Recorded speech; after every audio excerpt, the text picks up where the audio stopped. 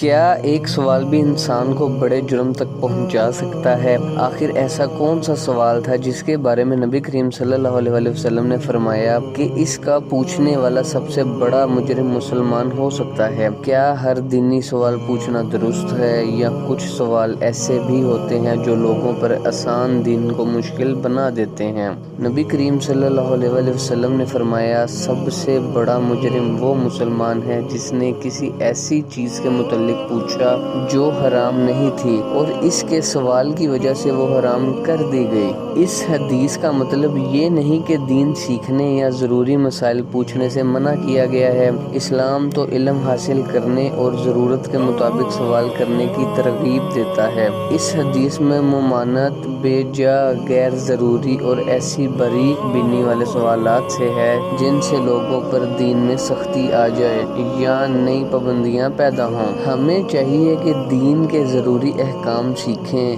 لیکن ایسی باتوں میں نہ پڑیں جن کا کوئی علمی فائدہ نہ ہو یا جو محض بحث و تکرار کے لیے پوچھی جائیں۔ اللہ تعالیٰ نے جن چیزوں کے بارے میں خاموشی اختیار فرمائی ہے وہ بھی اس کی رحمت ہے، اس لیے بلا ضرورت ان میں کھوج لگانا درست نہیں۔